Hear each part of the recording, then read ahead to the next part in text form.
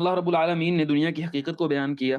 اور ایک مثال کے ساتھ، ایک ایسی مثال جو بالکل واضح ہے، اور یہ مثال قرآن مجید میں بہت سی جگہوں پہ بیان ہوئی ہے۔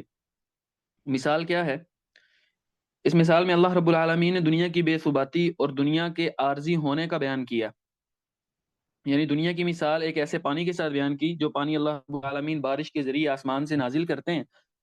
تو وہ جب زمین پہ وہ پانی برستا ہے، ایسی زمین پہ پہنچتا ہے جو بنجر ہے یا مردہ ہے اور وہاں پہ کوئی کھیتی نہیں، تو جب یہ پانی اس زمین پہ آتا ہے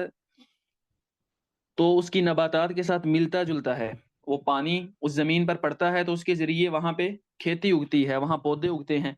پھر یہ پودے ایک دوسرے کے ساتھ مل کر اتنے گھنے ہو جاتے ہیں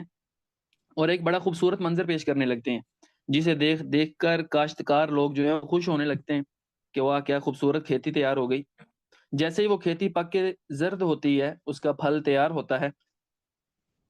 اس کے بعد پھر خشک ہو جاتی ہے، یعنی یا تو اس کا پھل کاٹ لیا جاتا ہے یا پھر اس کا پھل پکنے کے بعد ضائع ہو جاتا ہے۔ یعنی کوئی بھی صورت ہو، چاہے اس کا پھل کسان نے ہی کاٹا ہو، تو کھیتی زرد ہونے کے بعد، پکنے کے بعد ٹوٹ پھوٹ کر چورا چورا ہو جاتی ہے، اور پھر ایسی چورا چورا ہوتی ہے کہ ہوائیں اس کو اڑاتی پھرتی ہیں اور اس کا نام و نشان ختم ہو جاتا ہے۔ یعنی ایک وقت تھا کہ وہ کتنی خوبصورت لہلہاتی کھیتی تھی جو دیکھنے والوں کو خوش کر دیتی تھی، لیکن اب اس پہ عروج کے بعد ایسا زوال آیا کہ اس کا نام و نشان ختم ہو گیا اور ہوائیں جدھر چاہتی ہیں اس کو اڑاتی پھرتی ہیں۔ یہی مثال انسانی زندگی کی بھی ہے، دنیا کی زندگی کی بھی مثال یہی ہے کہ اللہ رب العالمین نے روح کو آسمانوں سے جب اتارا اور انسان کے وجود میں جب روح کو داخل کیا، تو اس کے بعد انسان پرورش پاتا ہے، اپنے بچپن سے ہوتے ہوتے ہوتے جوانی تک پہنچتا ہے۔ تو جب جوانی پہ پہنچتا ہے تو لوگوں کو دیکھ کے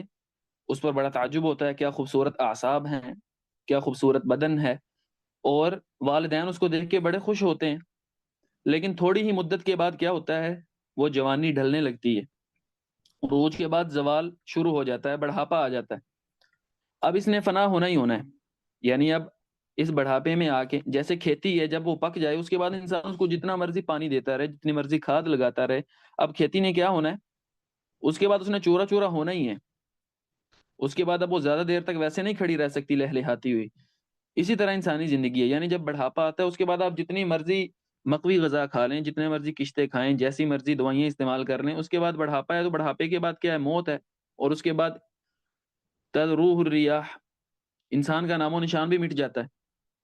تو اللہ رب العالمین نے اس میں دنیا کے عارضی ہونے کا بیان کیا اس مثال کے ساتھ، کہ یہ جو لوگ، جیسا کہ پچھلی آیت میں گزرا تھا، اپنے مال کے اندر اتنے مگن ہو گئے ہیں اور اس مال پہ اتنا فخر کرنے لگے ہیں اور اتنے مطمئن ہو گئے ہیں اپنی دنیا کی زینت پر،